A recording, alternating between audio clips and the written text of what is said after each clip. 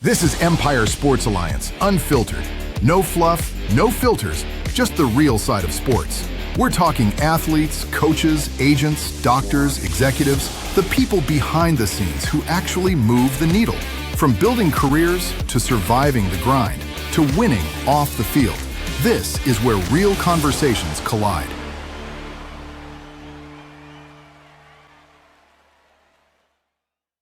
Welcome to another episode of Empire Sports Alliance Unfiltered. I'm Ronnie, I'm the wealth guy, my co-host Eric. Hey everyone, Eric here, sports medicine concierge service for you. And today I got a guest who, man, I've known this guy for quite a while. His name is James the Beast Wilson. Yes, sir. And James is a boxer and an MMA fighter. So, hey, bud, welcome to the show. Thank you for joining us. Appreciate it, y'all. Thanks for having me.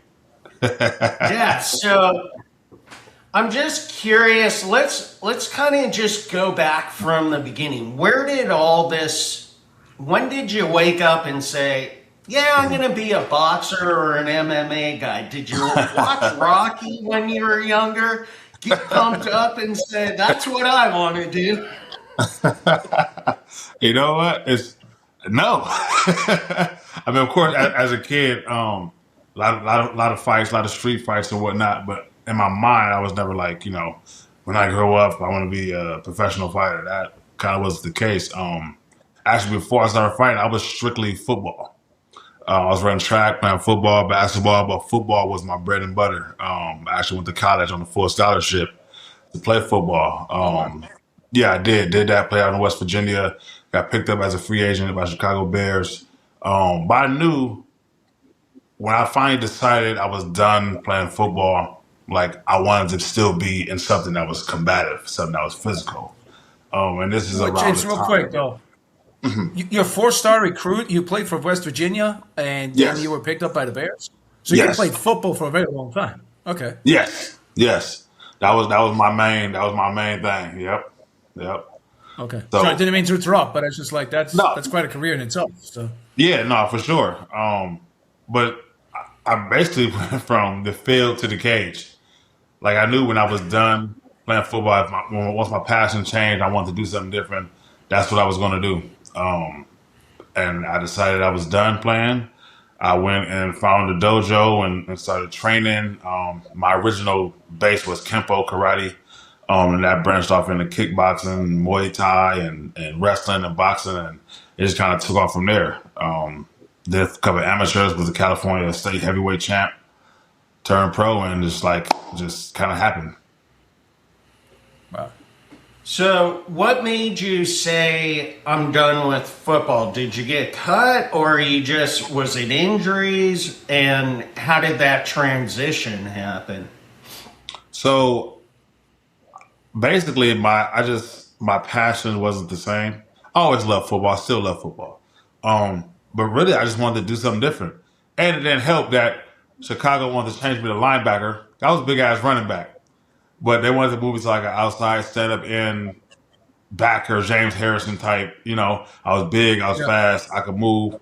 So that kind of helped my decision as well. But I just wanted to do something You different. didn't want to play defense. You wanted to continue to be a running back. Yeah, I mean, I actually played defense too, so it wouldn't have been a hard transition.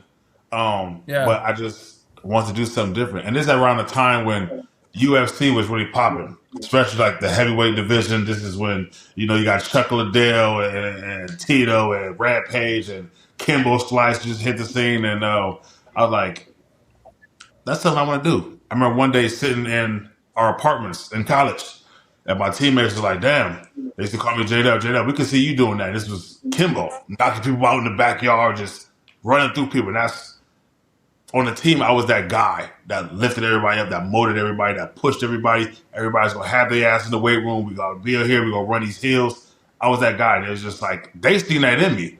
And they kind of the ones that said, we could see you doing that. That's awesome. It's funny you say Kimbo Slice, because I actually treated Kimbo Really? before one of his fights. Oh He wow. came to me a few times. So, God, this was back in like 2000 and what, 5 or Mhm. Yeah, that I mean somewhere around that, 5, 6, 7. Yeah. 2006. But Mm. I mean, that dude, you don't want to run into him in a dark alley. But Right. he was the softest spoken guy. Like, he Yeah. just was very quiet, a Mm. very reserved guy. I mean, super nice. I mean, it's tragic what happened Right. to him, Right. obviously. Right.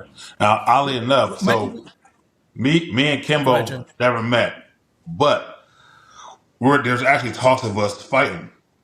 I was signed to Bellator at the time, and then later on, Kimbo ended up getting signed to Bellator. So with Scott Croker, he was the president at the time of Bellator, and it was we was trying to put together the Beast versus Kimbo. Obviously, it never happened. We all know what happened, but that would have been quite the fight. Yeah.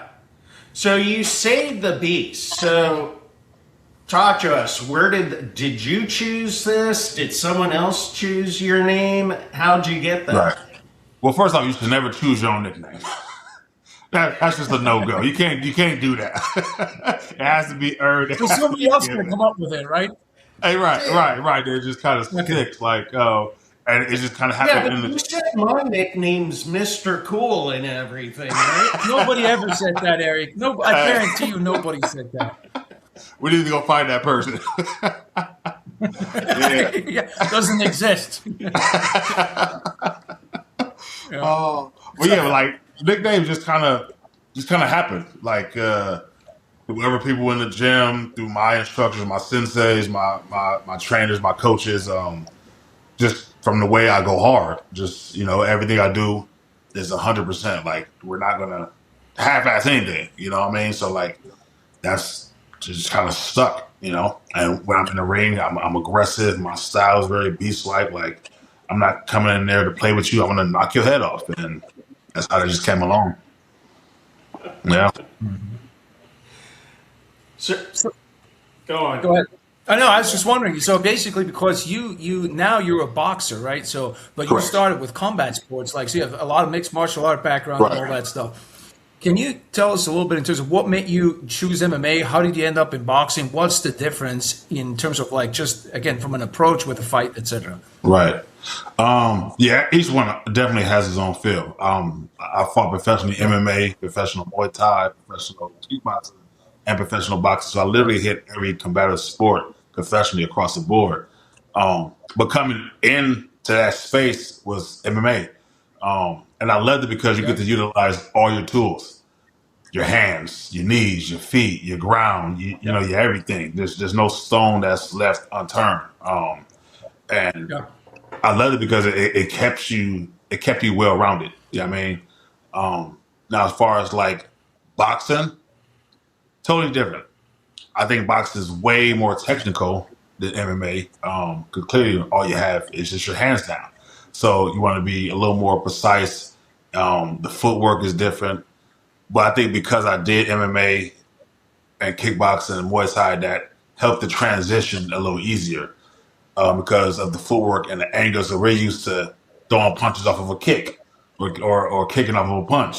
So I think because of that, and we're way more aggressive in those spaces, especially kickboxing. I don't know if you guys ever watched K1 or Glory. Like they'll tell us in the Yeah. back pre-fight, we don't want no clinching, we don't want no hugging.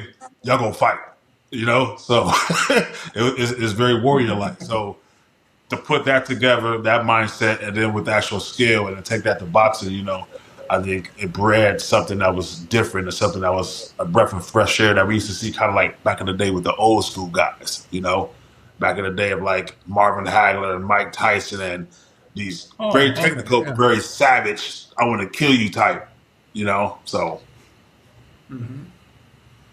I mean, so the approach in terms of again going into a boxing match, you with your MMA background, right? Now all of a sudden, everything is different. You could just use your hands, right? There's Right. no, again, groundwork, whatnot. So is that hard in terms of having that background with MMA started? It's like, oh, hold on a second. Shit, I can't use my knees here.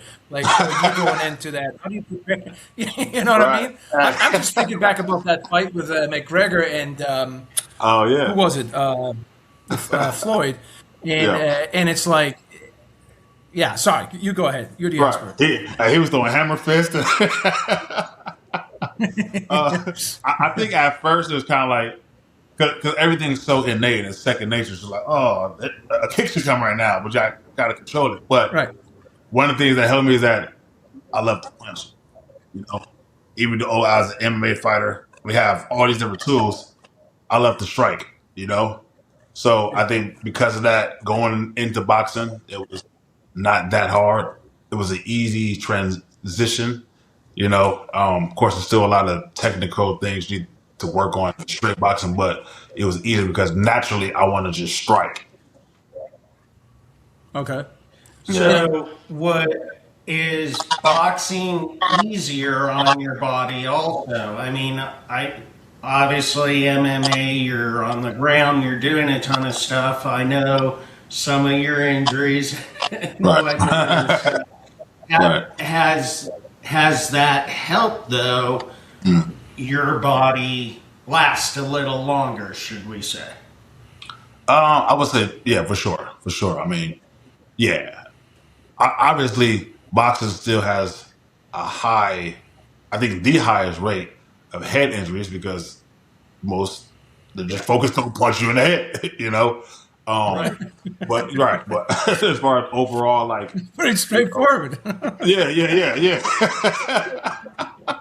But you're not worried about getting kicked, having thigh contusions and broken ribs from knees or cuts from elbows. But I would say, yeah, the body is definitely a little more intact doing straight boxing. And I have good head movement, so I'm all right. What's the worst injury you've ever had? Thankfully, nothing crazy. I've had some ACL stuff, some MCL stuff, Right. like a couple of breaks in like the hand or whatnot, but nothing severe where like, man, I can't do this anymore. Thank All the right. Lord. Let me reverse it. What's the worst injury you've given? Well, now that's a different story. In MMA and kickboxing, I've broken guys' arms. Yeah. Boxing, I mean, they're knocked out. So, I mean, that's as bad as it gets, broken eye sockets, orbitals, and all that. But, yeah. Is it from a boxing perspective, going back to the MMA part, like even in MMA, right? Is it like baseball where basically as a pitcher, the first thing you want to do is basically have a good fastball that you can then work off of? Is that the same for MMA where you say, hey, the first thing is striking, even though we can use all these other techniques? Is it like, hey, you want to have your strike set up, or does it depend on your background, again, from a wrestling perspective or other ways? Right. What is it? I think it's individually based because you got some guys who's very good wrestlers who got zero hands, So they want to get you to the ground right off the bat, right? Yeah, for sure. So it may be some strikes that's not significant, but just to like blind you to try to get set to take you down. Where as I have very good low kicks, and I know I can punch, I can knock you out. So I know you're worried about the hands. So because of that, yeah, I may lead with that, but then I know I'm coming off of that to chop you down. But I think it also depends on the person you're fighting, their style as well. I don't think you can always fight everybody the same. Sometimes you're gonna have to alter things depending on their background. There's film studying going into it. If you have a matchup, you have an idea in terms of like you do watch a lot of film. I'm imagining. Oh yeah, for sure. It's just like in the other sports. I mean, you're used to this from football. Excuse me. Yeah, it's fine. The fight, I treat it just like football. Like you go in and you got your film sessions, and you break down, you analyze the tendencies, and I treat it the same way. I think that same mindset. Okay, that makes sense. What's your opinion on what the Paul brothers have done with the sport, both Jake from a boxing standpoint and Logan now with a wrestling standpoint. And have you ever thought about trying to get into the wrestling world also and doing something along those lines? So, okay, let's talk about boxing first. I mean, they're smart businessmen. I will say 1,000%. They took it, they ran with it, and they manipulated it to their benefit 100%. We tried to fight Jake Paul. Me and my team contacted their team. There was talks. They declined. But why would they do that? You know, I took care of Jake a number of times. I'll send him a text for you if you didn't say, hey, I got someone. Yeah, Jake, what's up? Right? Yeah. Well, I mean, I will say from his first fight to now, he has gotten better. He actually is training, you know. So at least, you know, even though they're hand picking and doing that, at least you are actually putting in the work because you actually have gotten better from your first fight to now. So I will 100% give him that. But again, like, and a lot of things right now is entertainment. People want to see entertainment. Oh, you know? Absolutely. Yeah, that's why you see a lot of these crazy mismatches and celebrity fights, and it gets asses and seats. You know, it gets eyes. So I'm not mad at it. Oh, trust me, I'll go in there and knock out a few celebrities. I ain't tripping. And wrestling, I wouldn't mind. I definitely think I have the persona to do that. You know, if it makes sense, I'm open to it. So, but as a boxer, though, let's go back real quick because you're mentioning the entertainment aspect, which is certainly one thing. Right. But then also, you know, you're taking the sport very serious, right? There's a lot of preparation that goes into a lot of training. So when you see somebody like, again, somebody that's, again, you know, has more of a social media background getting into boxing like this, is there a certain, you know, attitude where you're like, you know what? Yeah, I want to fight you. Let me show you what boxing is really about. Is there something there like that? Oh, 100%. That was 100%. That was the reason why you reached out and said, all right, fella, let me show you, you know, what boxing is about. You're making some noise. Let's see if you really want to do this for real. But then we've seen when he fought real boxers, we've seen what happened. Well, actually, even before that, obviously that real boxer, that didn't end up well for him and his jaw. Right. But in terms of like when he boxed against Mike Tyson, what do you think about that one? What is your take on that? And remember, this is unfiltered, so you could say whatever. I would encourage you to say whatever you like. Yeah. Shout out to Mike Tyson for holding back. You mean, and not just finishing? He went out there and got a nice purse. Had a nice. You know what I mean? He were holding back. Even at the age he is, he still has that You know, he may not be as fast as he used to be, but the power hasn't left. Sure. And like we see that when he fought Roy Jones, and he actually was touching Roy Jones in the body, you know. But he was definitely holding back when he was fighting Jake. So I would not be holding back, sir. So I mean, it'll be a whole different sight to see. That's abundantly clear.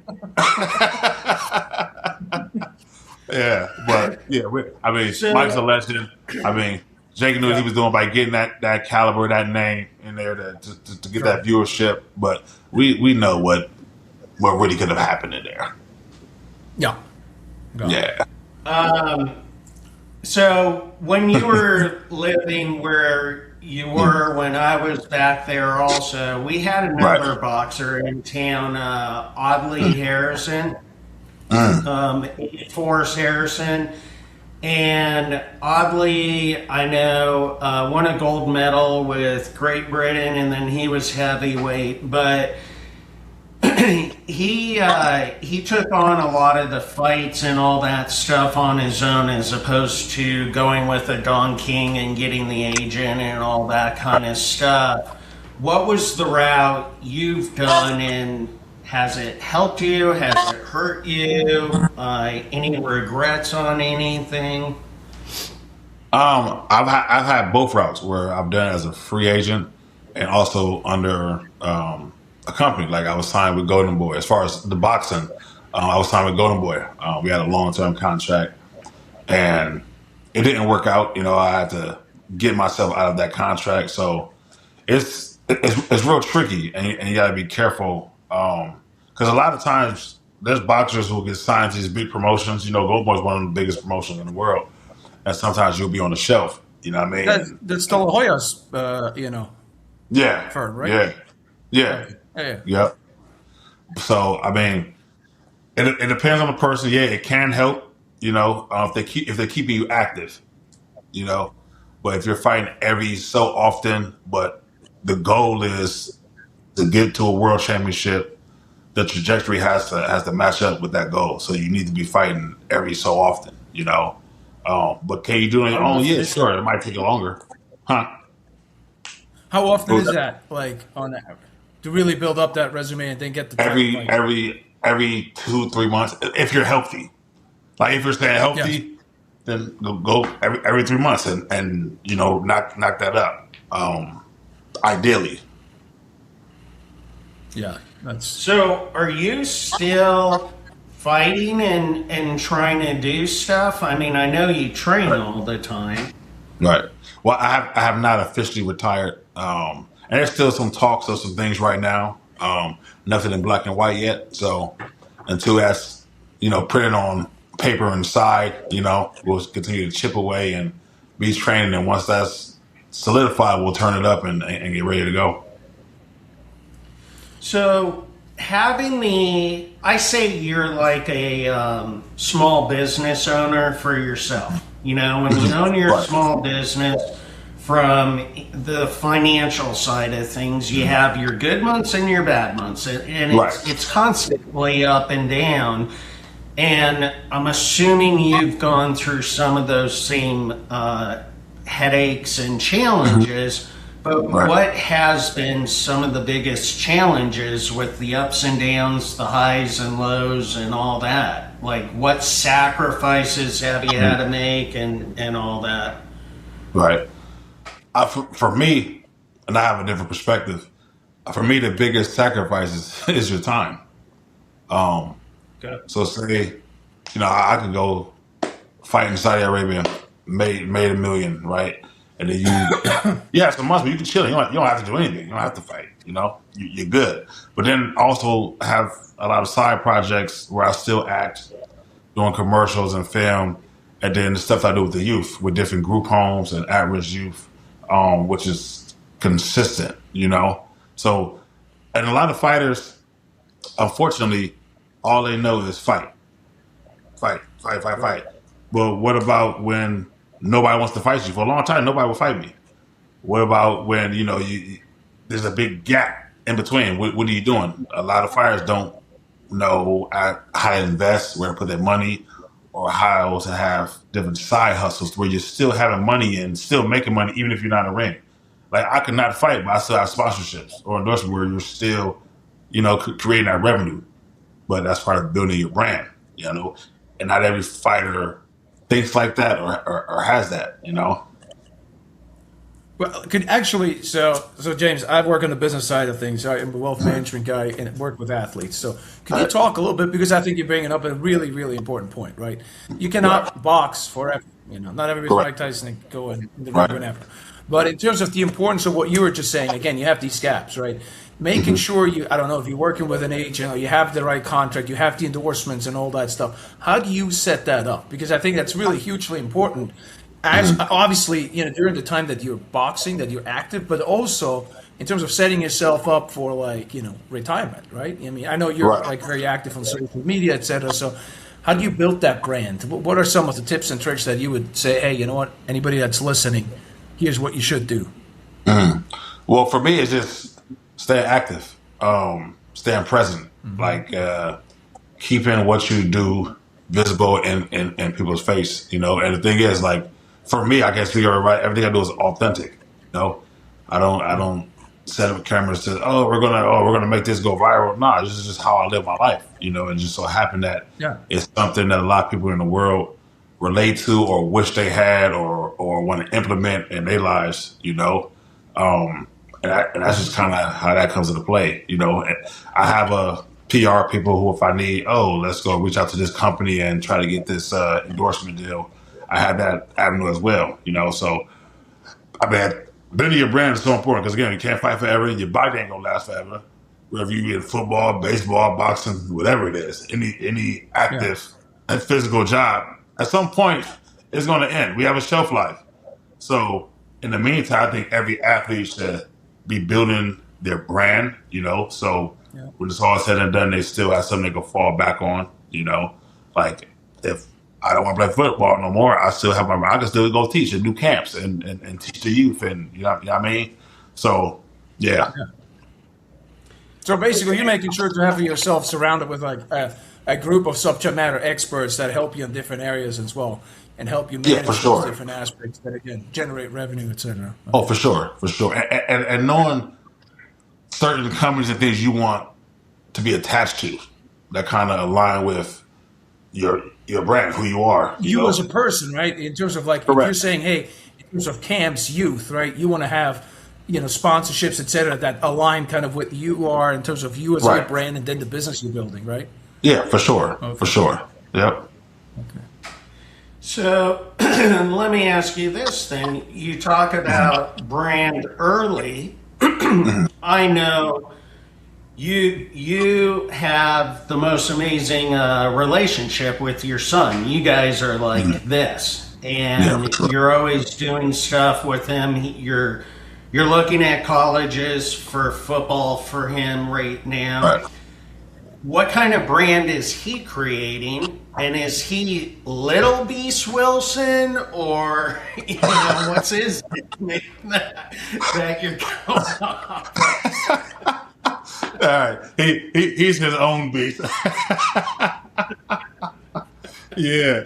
Oh man, and that's another thing. Like, for me, doing what I do is a segue into my kids doing theirs, as I'm building them up. You know what I mean? I'm the tree and they're the branches, per se.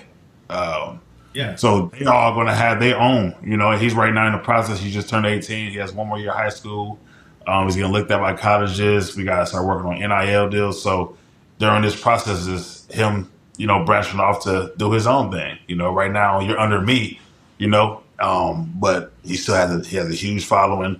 He's very well known, and he just got to keep chipping away, and learn how to be vocal. We know he's a hell of an athlete, a hell of a player. Now the other part is opening your mouth, learning how to speak, and build yourself. Because again, even as a father, one day we gonna be gone, Yeah. So that's why we paving the way now and sprinkling and setting the tone. Your son's 18. Is he a typical 18-year-old boy who does not want to listen to his parents and he's like, Dad, you don't know anything? Or does he take your advice and actually listen to you?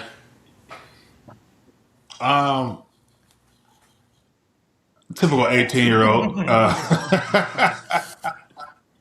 Like he's a good kid. He listens, but sometimes you'll say something, and then somebody else will tell you the same thing.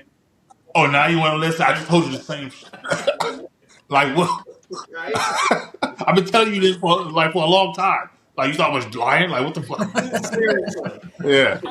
I mean, why do you think I pulled my hair out? Look what my daughter's doing to me. Right. What do you mean? You were always bald. Yeah, you don't have kids, so come on. I'm trying to grow up myself, so still working on it. Yeah. But I wanted to get back a little bit in terms of from a fight perspective, maybe stuff that fans don't understand. Not just the fighting itself, but the preparation that leads up to a fight. Stuff like, again, the weight cut. Like then recoveries for injuries and all this stuff. How long? So we set up a fight. You and Eric are fighting. When do you start training? Bring it, baby. I know. Hey. Yeah. How do you prepare? When do you start preparing? Like, where's the fight is set, the date is set, to then, like, what's the time frame and all that stuff in between? Typically, I mean, you want at least 12 weeks.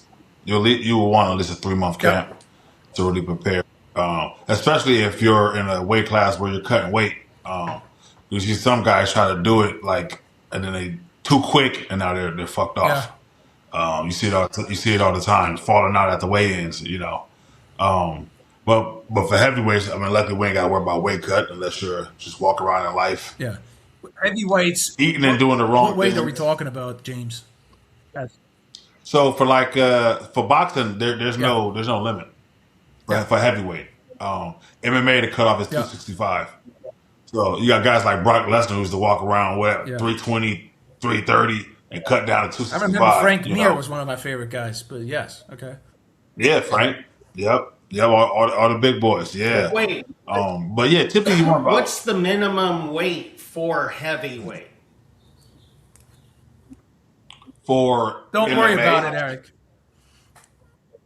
For boxing, heavyweight starts at what, 190? 190? Yeah. Okay. Yeah. Huh. Yep. I'm 5 pounds away. Just, once I get that 5 pounds on me, you better watch that, buddy. I would make the argument. You're going up against a 265-pounder might. There's a little bit of weight within that punch. Right. Right. You see, back in the day. Hey, we worked out with the same boxing coach, so I got a couple moves. Okay. Yeah. Yeah. But back in the day, there was, we got real big heavyweights now, but back in the day, there was guys who were 200 pounds. Yeah. Fight like Evander Holyfield was a prime example. He came all the way up from, a lower weight class. Like, there was more leaner, thinner heavyweights back then. Where was George Foreman at? He was on the heavier side, right? Oh, he was a big. He was big. Big. Yeah, George. Yeah. So again, going back, so you're saying 12 weeks, ideally. So you're preparing. How do you? So you're building up muscle. How does the diet look like? How do the workout schedules look like up to the fight? So usually it'll be it's like we have 3 days. You wake up early in the morning, do your road work, your conditioning, go from there, have breakfast. How long does that take? If you walk us through, like, when do you get up? You get up at 5 a.m., you start running a few miles, or what? Yes. 5 a.m., you do your running, depending on you and the coach, how long you're going that day. Typically, then you'll be done, let's say, 7 a.m., eat breakfast. You'll be in the gym about 9, pad work, etc., sparring. Do you come back later on that evening, touch up, do some mid work, some fundamental stuff, some core work. Then you will repeat. Get your food in you. That's eat. Especially as a heavyweight, consume. Get your food in, your intake, have your meal preps or whatnot. Go to bed and you're back up at it. Maybe end your night off with some film. Just relax. What's your intake right now for your macros for a big guy like yourself preparing for a fight? I don't necessarily count. I just kind of know. But you've done it long enough, so yeah. So I just kind of know. I've never been the type of person that watch my intake like that. And for me, it's whatever comes off during camp. Yeah. Like, I'm never like, I want to be 225, 230 coming in here. I just work and whatever comes off and I feel good comes off. Do you ever did you notice any benefit by doing an altitude camp? Did you ever go to Big Bear or come out to Flagstaff and do a week training there? Did that help you with anything? I never did Flagstaff, but I have done Big Bear, Mount Baldy, and then I was training in New Zealand. That's all, all mountains. So definitely a difference. First, a couple weeks is terrible. That it feel like your lungs are bleeding. But no, it actually does. It does help. It does work. So I do recommend people to get that high altitude training. It's gonna suck at first, but you'll get used to it. But it actually does make a difference. And then, so you could train to have people hit you, so you know what it takes to take a punch, but. Right. Having the pad on the head off, how do you really brace for that punch right in the face? And, You know, how do you react to it? All that stuff. Roll with the punch. Take some steam off of it. There's no muscle in your chin. I don't care. I mean, there's no muscle in your chin, so that muscle in your temple. So you just got to learn how to roll with your punches. And some people got chins. You look at guys like James Toney, never been knocked out. David Tua, never been knocked out. Some guys just got that granite chin. But you don't want to test that all the time, So, you really got to learn how your catches and your movement and roll it with your punches. Because it only takes one, especially at heavyweight. We see that George Foreman and Michael Moore hit it with that right hand, and it looked like like he was out. Yeah. So what do you do? What's part of your routine from a recovery standpoint? Obviously, when I used to live there, we do a number of stuff. But what do you do from a treatment standpoint at your house, and when do you go out and get treatment and all that? That's stuff I actually need to do better at. But also, when I was more active, I was definitely more. I used to do it very often. Probably 3 times a week, especially if I have a fight coming up. 3 times a week, going to get treatment. Daily was ice baths at home. I got all that. So my home is ice baths all day. Pool recovery, and then things I was doing with you. A lot of those things helped. But yeah, recovery is very, very important. And along with that, what you put in your body also helps you recover, what you consume, So definitely trying to have that water intake and certain foods and, certain, seasonings and that makes a difference. You say seasoning makes a difference? Mm-hmm. Like turmeric and certain things like that. Yeah. From an inflammation perspective? Mm-hmm. Yes. Have you played around with peptides at all? You know what? I've been hearing a lot about peptides. I've been hearing good things about it. I actually do the BPC 157, and I've tried the Wolverine combination and stuff. Honestly, I think it should be legal. It is a more natural way. And I think with the stress that just athletes put on their body and all that stuff, it could really help out. I understand you need more research, like solid research, but there are so many case studies out there. And just for me, helping my knees and shoulder, it's like I wake up feeling great every day. So yeah, there's stuff. I see. That's what you say. Your knees and see that makes me curious. The knees and shoulder injuries. Yeah. Yeah. So I'm definitely curious about, but like you said, I've heard good things. I heard about the Wolverine stack, and so I'm interested. Yeah, I've never heard anything bad about it so far. So yeah. We'll talk later about it. Yeah, for sure. So again, you're prepared. You got your intake, your training, and all this stuff. I'm interested a little bit more about maybe some experience, some stories you have, gamesmanship. You get up to the fight right now. These two guys, you guys staring at each other. Are you a big shit talker when that comes to that? You're just trying to get in, intimidate these guys. I'm actually not. I don't do all that. What if they talk crap to you? They usually don't happen. It doesn't end well for them. No. That usually don't happen. And I've never been like that. I'm not one. I speak from my fists. I speak with my skill. I'm not a big shit talker.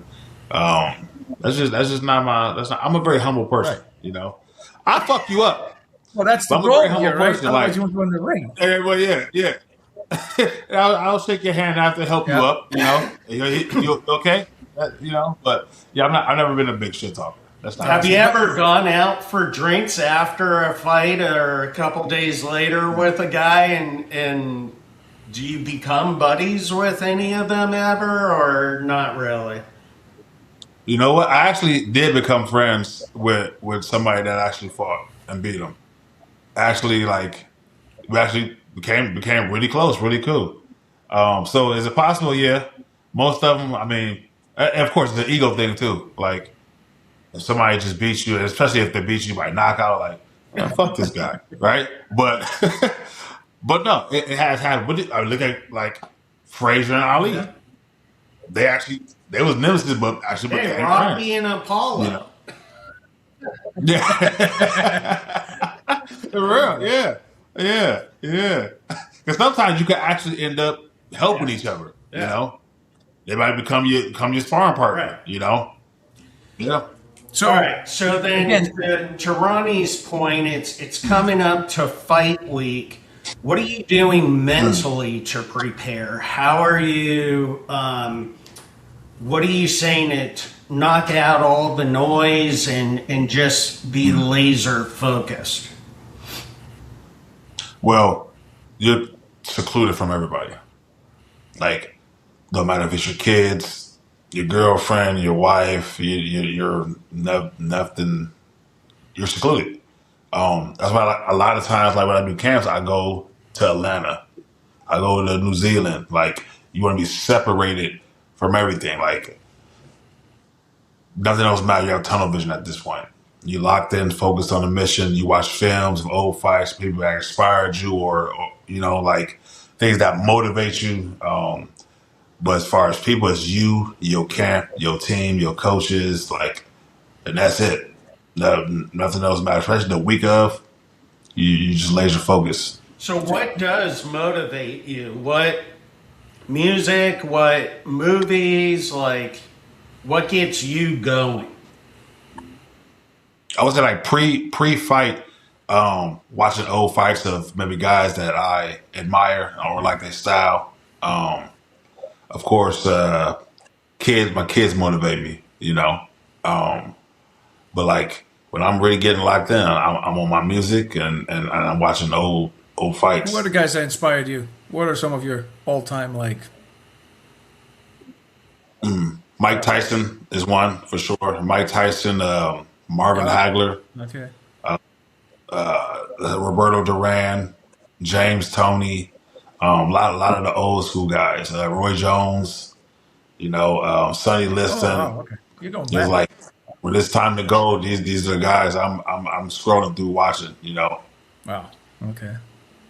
So any particular guys that you remember that you fought and it's like, I really want to knock this guy out, like that annoyed you, or you get motivated in different ways, not shit talking, but just in kind of like maybe what they said in the media or just the way they're acting?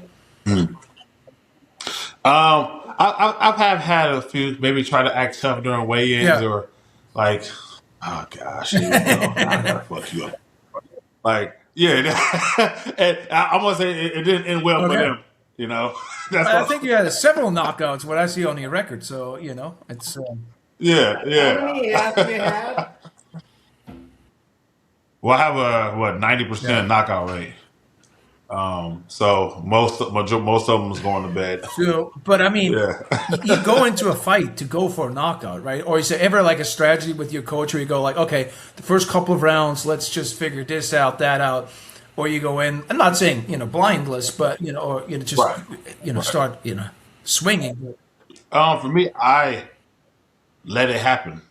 I think we try to force, and that's one thing we try to force it, so it's not going to happen. You're reading the Because fight. now your opponent, because now your opponent is more on guard. Now you could feel it, you could sense it. If when a guy's relaxed and they chilling, they just boxing, and you see the opening, and there you go. But as a fighter, when somebody's really pressing the issue, now you're on guard. Now your defense is higher. Now you're more alert. So I think it's more so you want to go in there chilling, boxing, fighting, being smart, and you're gonna see the opening. It's gonna come. You got to set it up. Which I think it's easier that way to get the knockout instead of trying to force it, unless the opponent is already hurt. Now it's green light. So, okay, here's a question for you. You put in, let's just say, 12 weeks of training. You get in the ring. Look, I know a knockout's a knockout. You want the knockout. In your mind, are you like, hey, I want a 3-second knockout and then I'm done? Or are you like, hey, I put all this training in. I want to work on some of my skills and I want this to go through. Right. I'll do 3 rounds Right. and then I'll end it. I've had that. Where my coach would be like, just go in there and work. Work on this. We worked on this in training. Stick to this round, just do this. Don't put them out yet because we got stuff we want to work on in real time, you know? So there has been that situation. And there's times like, you know what? Let's go ahead and get them out of here. Let's stop. We ain't coming here to play. Let's go. We got somewhere to be after, okay? I got a date But at 10 o'clock. But I mean, you get a sense, right? If your feeling is like, no, this I don't need to wait. I could take this guy. You get for a sure, sense immediately. for sure. Yeah, I mean, there's times I went in there like, yeah, okay, triggers pulled, fight's over 15 seconds. You know, under a minute. Like, yeah, you can sense there's no time to like, fuck that. Yeah. We want to work the jab. No, fuck that. I'm about to knock you out. If you hit him somehow and you see again he's hanging a little bit in the ropes, let's just say you get one eye or whatnot, you obviously as a fighter you notice that you're gonna go pound in on that, right? Like you're gonna go.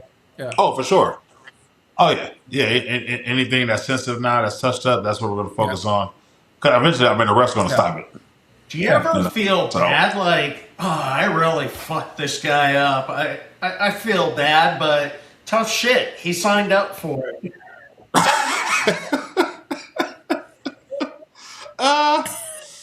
No. There was one fight. All right, maybe I feel bad a little bit, but I remember my coach said like that was his first time ever feeling bad for the opponent. I just fucking demolished him, but I mean that's part of the game because you would do the same to me. That would hold back, yeah. I mean that is part of the game. Yeah, yeah. You know, it comes with the territory. You got up. You was all right eventually. I don't know if he fought again after that, but hey, yeah. It's all love. It's not out of malice during the time. We come here. We got a job to do. We go earn our checks. And you mentioned an opening. So how could that work? Can you give me a scenario in terms of where you're like, oh, there's the opening. Here I go. Like, right. So I mean, you create it. So like, say like you're in a fight, and every time you go to the body, right, a guy drops his lead hand. All right, so we working. Now we starting to fan up high. We're going down to the body. Every time we do that now, we see we're getting the reaction we want because now he's going down to block it. He's going to down to block the jab, going down to block the jab, as opposed to keep it here and just, okay, cool. So now I see my opening. Now every time I see, I got that move, you dropping that hand to block, I'm coming over the top now, right hand. That's setting up the opening, getting the reaction that you want, you know? Again, you're reading that as you go into the fight and say, okay, he drops certain coverage a certain way. And obviously, all the different mannerisms. What about them in terms of like looking at you that way? Do you notice, oh shit, I did this a couple of times. I need to adjust that because they could see an opening on their end. Oh yeah, no, we recognize ourselves when we do some shit. Okay. Like there's been times in sparring I may do something and the guy faint, like, and I see his face. I see he saw what I just did. Okay, let me tighten up. Because he may not have thrown it, but I saw that he's seen it, and I know what the fuck I just did. So no, we recognize it too when we fuck up. Okay. I take it from you. You know, there's not too many fist fights in conference rooms, and if they are, it normally doesn't end well from a career perspective. Right. So, yeah. But yeah, for sure. So with your son again, okay, obviously as a parent, I want my son to do whatever makes him happy and all that. Right. Do you want to push him more towards your NFL background and football background or boxing background? Whatever he wants to do. Come on, I said you can't say that. Oh, I can't say that? Okay. Oh yeah, Eric, that's a great idea. Please push James. Yes. Yeah. No, that's a great idea, dude. I would say between the two, and I can't say do whatever you want. Go play football. Go ball. Now obviously, whatever you choose, you're prepared for it, whichever route you take. But if it had to be one or the other, just go play ball. Go to school, NIL, get your education. You get a free education. And go ball as long as you can, and as long as you can, stay healthy. And then once you leave with that, you got something you're sitting on. You got yourself set up. You have your education, and do what you want to do. But once he makes that decision, you're probably, I can imagine you're on it. You made a decision, and you're going to do it the right way, right? I mean, are you like from a training perspective, sure. etc.? Are you on him? Right. Yeah, I mean, if he chooses to step in the ring, we're gonna do it the right way. And I know he's prepared. All of them. Like I said, whichever you choose, you've been prepared for. You've been prepped. Yeah. You've trusted the process. So, but as you know, a lot of people who fight say, "Oh, we chose the hard road," because boxing is a very fighting game. Period is a very up and down sport, emotionally, physically, in every aspect. So. You train with him all the time. You're constantly doing stuff. Are you a little sad he's going to be going off to college soon? And then are you losing your training partner, or you going to get a little teary eye on us? I still got two more. Plenty of kids to beat up. But yeah, I mean. Yeah. But I mean, yeah, for sure. I mean, he'll be the first one out of the nest, firstborn. So there's definitely gonna be something there. But I mean, this is what we do to gear you up and go on your way, and like we all have to do, go on and live our lives and start to make decisions on our own. From what we've been taught and what's been instilled in us. So. Look, we as a parent, it's like we could only pray we gave them the right tools to make a smart decision. Right. They're gonna fuck up, obviously, and do stupid shit. I mean, that's what kids do. But hopefully, it's not, I say, a career-ending, screw up. But yeah. Right. Come to the territory. Yeah.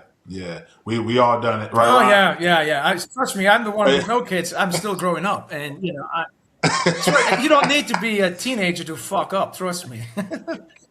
Yeah. I don't know if it ever ends. Sure, I should get it. It says that's a horrible idea. What time? That's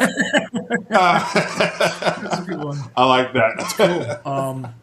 We're good. Eric, you wanna kind of like finish us off with your walk-off 10? Sure. I'm gonna ask you. He put the glasses on. Yeah, I gotta see what I'm doing. He's just now recognizing who's actually on the podcast. I didn't notice it was you, buddy. Yeah.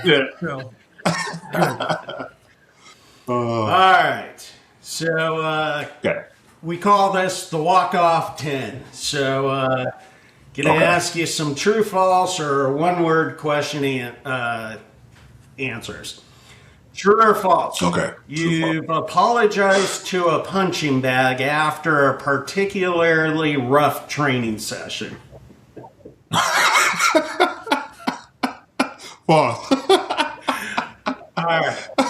True, false. You have a favorite bruise story. I'm gonna say false. False? All right. I want to say Nothing there. You're like, that was a good one. I want to say false. All right. True or false? You've shadow boxed in front of a mirror and accidentally impressed yourself.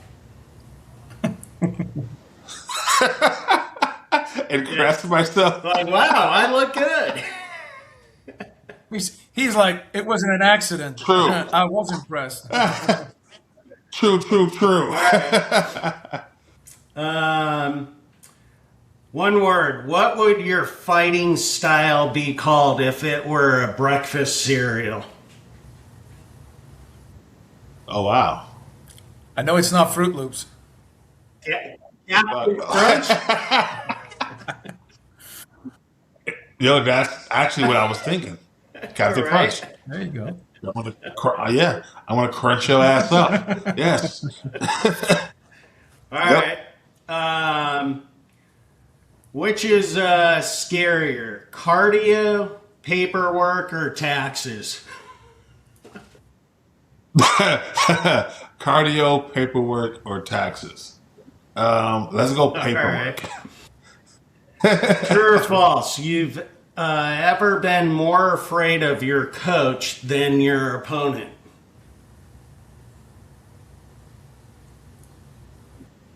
No. False. All right. You have true or false? You have a walk-out song that would surprise most people. True. What is it? Yeah, I was going to ask the same. It's you like David Hasselhoff? Is that what I'm hearing from you?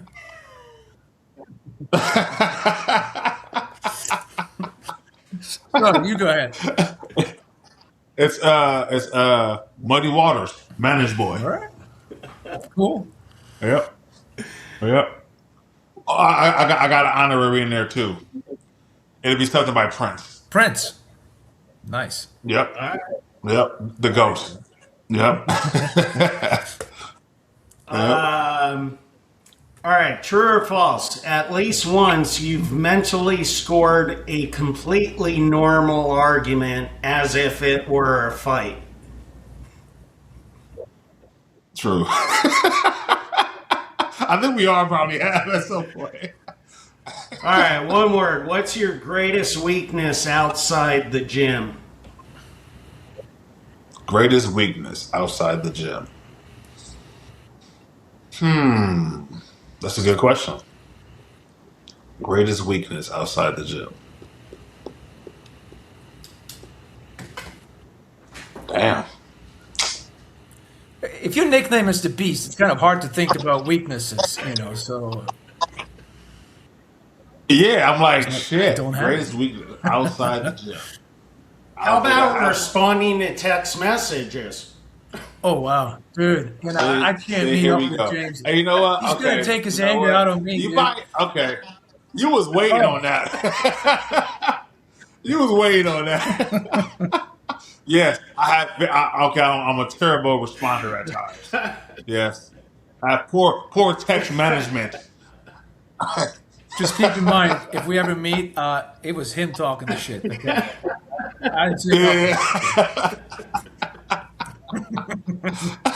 That's a good one. You actually are probably correct. Thank you for actually being a little I help. know you, buddy. So, I mean, man, we've known each other. It's been at least 10 years, probably. Yeah. Yep. At least, yeah. I mean, for sure. Because you started training with Chris when?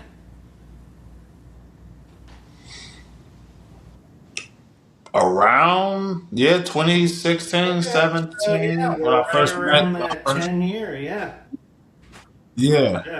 Yep, for sure. Wow. Dang, yeah, it's been a minute. When you live like Eric, you will have long-term relationships in your life. Yeah. It's a matter of math. Yeah. Yeah. Well, hey, buddy, I want to thank you for coming on. It's been a lot of fun. Give me a good flex before you go to show off those guns. Hey, listen, they're not like yours. You know what I'm saying? They're not like yours, but I'm trying to hold on to a little something. I'll give you the secret later. Yeah. And by the way, see, Ronnie, Eric still hasn't came to the gym with me. Okay, I've been trying to get him to come. When I come to Arizona, that's what I try to do with him as well. Last time I met him, and you and I could put on some gloves and get in the ring and have some fun. See, I was talking about just working out. Yeah, no, all right. Sure, that's I'm easy. talking about weights, dude. Like you guys can spar each other. Like I want this to stay the same. Okay, you know. Hey, Ryan's our witness. I'll just be the judge. I'm like, no, you can do a little more. On that one. Yeah. Don't stop the fight, Ryan. I won't. Don't worry. I want to do this by myself, James. This is a perfect way of saying, it was. Yeah. Eric, we love you. We'll miss you. So. Yeah. Hey, James. For sure. Awesome. Making time here, and I appreciate it, man. Absolutely. This was fun, man. Appreciate Thank it. you. Absolutely. Thank you, guys. Thank Appreciate you. it.